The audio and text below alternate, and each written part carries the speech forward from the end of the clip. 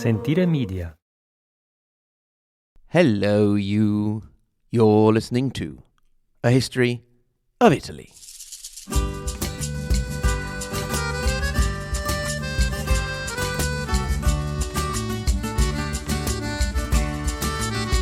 Episode 156. Venice tangles with the Turks and messes with Milan, 1416 to 1454. Lasci colli nelle valli, tra due salici piangenti, io ritrovo la speranza di un amore che ormai fu. In the last episode, we saw how Venice, at the start of the 15th century, had trouble with the Visconti of Milan, the da Carrara of Padua, and the Kingdom of Hungary. But we also anticipated how the big fight would be with the Ottoman Turks.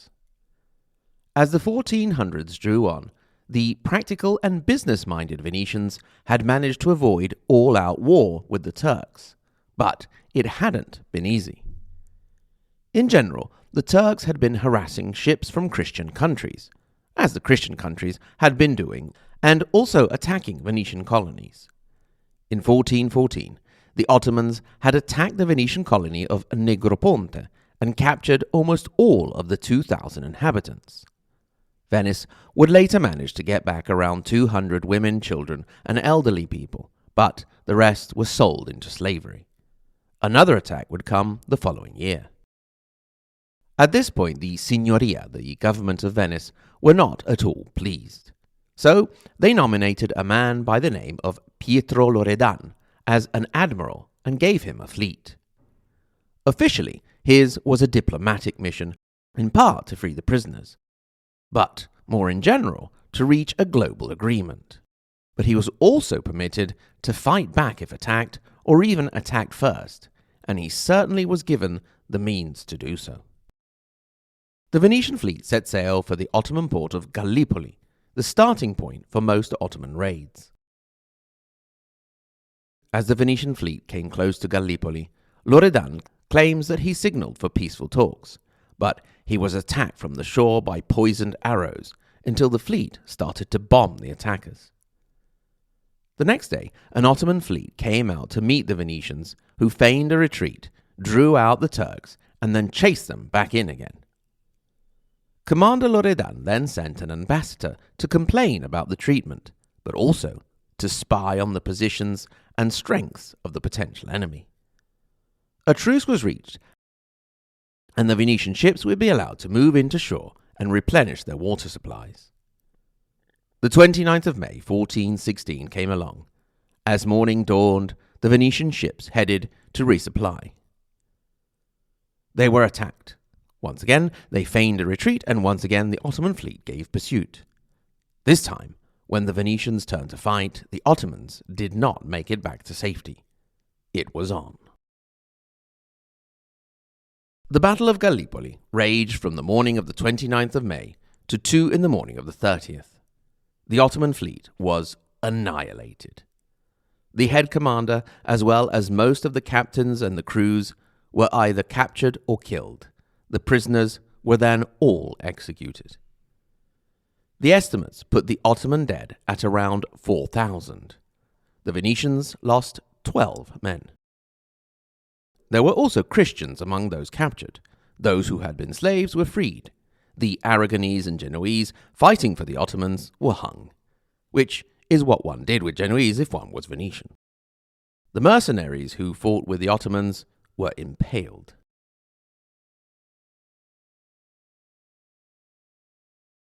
It was a stunning victory for Venice that would determine their superiority for decades to come, but also make them a bit too cocky.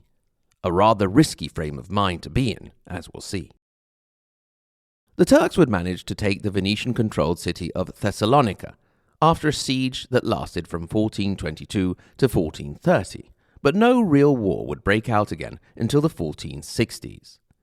From then on, it would be on and off conflict for centuries to come, almost as long as the most serene republic would continue to exist before Napoleon Bonaparte put an end to it. As always, we have to be a little careful on how we interpret the word republic, for it was, in truth, an oligarchy. This was further reinforced in 1423, when a new doge, Francesco Foscari, was elected, and the elaborate ceremony of his election did away with the words "se vi piace," if you so like it, when the new doge was presented to the people of Venice, to say basically, this is your new doge, whether you like it or not. Before his death, the previous doge, Tommaso Moceniga, left his fellow Venetians a warning. Beware of the desire to take what belongs to others and wage unjust wars, for God will destroy you. Venice did not heed the warning. Indeed, 1423 also saw the start of a series of conflicts in northern Italy that we have covered from various different points of view: the Kingdom of Naples, the Papal States, the Republic of Florence, and the Duchy of Milan. In this period of conflict, known as the Wars of Lombardy, that went on from 1423 to the Peace of Lodi in 1454, these four powers, along with Venice as the fifth, emerged as the dominant entities in Italy, shaping the destiny of the peninsula and pushing aside such minor powers as the Gonzaga of Mantua and the Este of Ferrara, until foreign rulers started to come in and kick off what would be known as the Italian Wars at the end of the 15th century. As far as the Wars of Lombardy are concerned, things kicked off when Florence and Milan had a fight over Forlì in the Romagna area, but Venice stayed on the fence until 1425, when they were called in by Florence against the Duchy of Milan, ruled at the time by Duke Filippo Maria Visconti. This allows us to look a bit more in depth at one of the more colourful mercenary captains we so like, one Francesco Busone, Count of Carmagnola, also known as just Carmagnola. He had been in the service of the Duke of Milan, Filippo Maria Visconti, but when he had started to get a little too powerful and ambitious, the inconstant and paranoid Duke fired him. So, come 1425, Carmagnola was free to enter the service of the Florentine and Venetian alliance against Milan. He did a pretty good job at first, winning a series of victories, including the big one at Maclodio in 1427.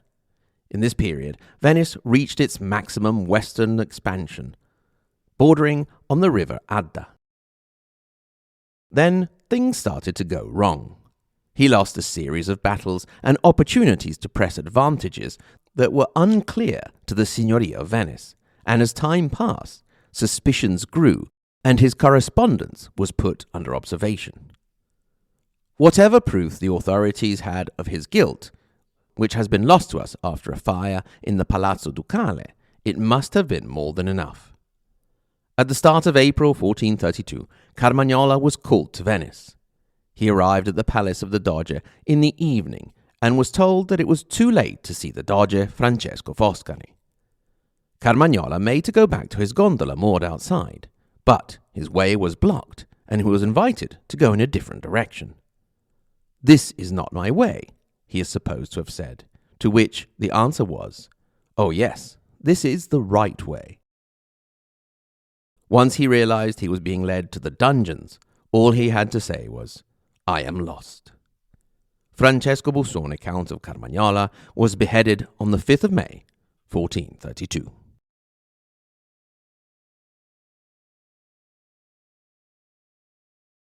War against Milan continued on and off, and it was in a new round of hostilities that we had the great Venetian feat of engineering we mentioned in the Trentino episode. First, a little digression on Lake Garda. To a person with infantile humour such as mine, it has a little bit of a rude shape, with two rounded parts towards the south and a long straight part heading north and poking into Trentino. It borders with the modern-day region of Lombardy to the west and south, and Veneto to the east. There are lots of quaint little picturesque towns all around its shores, such as Lazzise, Moniga, Bardolino, Riva del Garda, and perhaps my favourite, Sirmione, where you can visit the Castello Scaligero, built by the Della Scala family of Verona before they were bullied out by those bullies, the Visconti. It is one of the few castles with a walled bay on a lake in Europe, and it is not, as some people think, a sinking castle. It was just built that way. Aside from lake-related water sports, hiking and cycling, you can also visit the sites such as the impressive and weird mansion of Italian poet Gabriele D'Annunzio, the Vittoriale, or the Gardaland theme park. My wife and I recently visited the impressive thermal installation of Aquadens, which must be really great if you like that sort of thing. I personally am now no longer curious as to what Dante's Inferno may have been like. Of course, being Italy, the food is amazing, and I recently had one of the best dining experience I've had in a while. I don't think I've ever done this on the podcast, but I will go ahead and mention the Taverna del Borgo, the Hamlet Tavern in the little hamlet of Calmasino in the province of Verona. So, speaking of Verona, during the winter of 1438 to 1439, the eastern Verona side was controlled by Venice, while the parts south and west of the lake were controlled by Milan. Venice also controlled some cities on the west side, which included Brescia, incidentally, where my sister was born, but that's not essential to our story. At the time mentioned, Brescia was under siege by Milan. The new Venetian commander was Erasmo da Narni, also known as Gatta Melata, which is amusing since it means something like honey cat, possibly because he had a sweet voice and his mother's name was Gattelli, or maybe because her name was Melania, or maybe because he wore a honey-coloured cat-shaped hat. But I have no idea what that might look like. He also came from a place called Narni, which is just missing an A to become Narnia, so double cool. Anyway, he had to abandon the defence of Brescia, but the Signoria of Venice was not about to. 25 boats and 6 galleys were sent in the dead of winter up the Adige River to the city of Rovereto, about 20 kilometers northeast of the most northeastern location on Lake Garda, Torbole.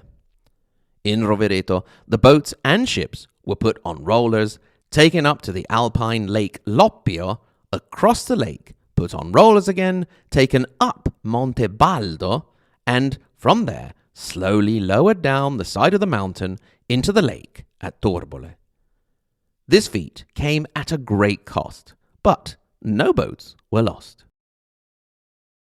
Unfortunately, this was all to no avail, since a Milanese fleet soon came across the lake to blockade the Venetian one, which only managed not to be destroyed because hasty defences were set up, blocking off the port from the inside.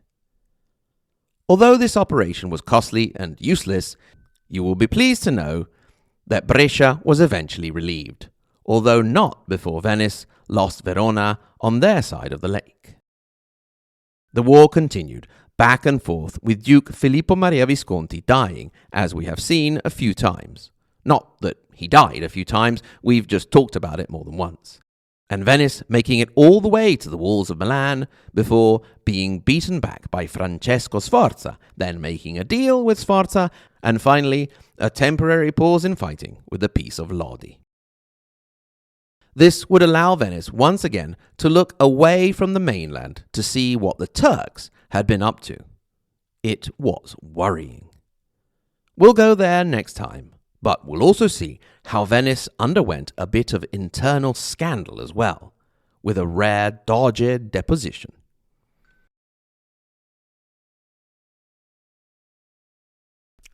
Grazie mille. Thank you very much for listening, and stay tuned for the sketch after the credits and outro music. In particular, I would like to thank my wonderful Patreon supporters, starting with the second half of the Margherita Hack and Galileo Galilei level: Jeffrey W., John W., Jordan, Juan Diego, Julia, Justin, Old John in Milwaukee, Orlando, Kevin, Mark, Marxist-Leninist Sicilian, Mela, Michus Porcius, Maikem, Neville, Niels, Paradise, Patrizia, Peter, Philip, Rachel, Rocco, Roberta, Rod, Rodney, Rudy, Russell, Sandra, Scott, Sean, Shelby Stephen, and Tap Dance Down Under. And of course, the tippy top Maria Montessori and Dante Alighieri level, Paolo, Lisa K, Andrew M, Peter W, David L, Renat, David C, Oak, JW, Sen, David A. This is a David Intense level. Thank you, Davids. Karen and Peter. If you'd like to get in touch, please do so with comments, questions, philosophical doubts that I won't be able to solve, but maybe we can share in our grief, or just to say hello. You can send an email at hello@ahistoryofitaly.com or get in touch on social media, Facebook, Twitter, and Instagram.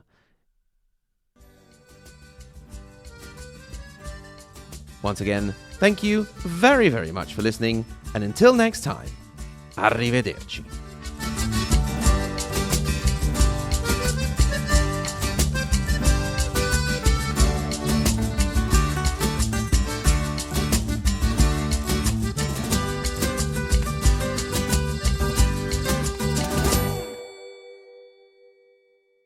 Carmagnola, it's too late to see the Dodger. Really? It's only 6 o'clock. What is he, 3? No, he just has busy days and likes to get to bed early. I've come a long way. Couldn't I just pop in? No, he's put on his pyjamas and is having a warm beverage. Also, he says it's a little chilly and doesn't want to get out from under the covers. All right, I suppose I can wait till morning. I'll head back to my gondola. Sorry, it's this way. No, it isn't. I came that way. Well, this is the way back. No, it isn't. Is it is? It isn't. It is? Isn't. It is? Why are you so set on me going that way? What's over there? It's a surprise. Really? Oh, I do like surprises. Yes, it's a big, fun, lovely surprise just for you. Oh, goody. Okay, then, just follow me. Hold on. What? Who's that over there? I don't see anyone. How can you not see him? He's right over there, looking sneaky. Hold on, it's that other mercenary captain. Snugglepuss, is it? What? No, not Snugglepuss. Sweet Kitty, maybe? I have no idea what you're talking about. Sugar Cat. You mean Honey Cat? Ah, that's the guy. Honey Cat. What's he doing here? He hasn't been called in to replace me, has he? Replace you? What? Don't be silly. Well then, what's he doing here? He's here to see the Dodger. I thought the Dodger was already in his pyjamas. Well, they're having a pyjama party, that's it. And Honey Cat is going to read a bedtime story. And sing a lullaby? Well, yes, of course. It goes without saying. You can't not have a lullaby. I wasn't invited to a pyjama party. Don't worry. You'll have your own special party. Come along. Well, I hope the surprise is good at least. Sentire Media. Hey, podcast producers and show hosts. Do you want to join a podcast network that celebrates all things Italian? At Sentire Media, we understand the allure of Italy and its unique culture. Our devoted team of hosts and producers are all driven by their shared passion for Italy. And we work tirelessly to create the best lifestyle podcasts and content that will whisk you away to the very heart of Italy. With us, you can savor the mouth-watering flavors, get lost in the stories from the past, break down the cultural barriers, and truly immerse yourself in the vibrant traditions of this intoxicating country. If you have a great podcast idea or are already in production and would like to join Sentire Media, head over to sentiremedia.com, that's SENTIRE media.com, and find out how to submit your show.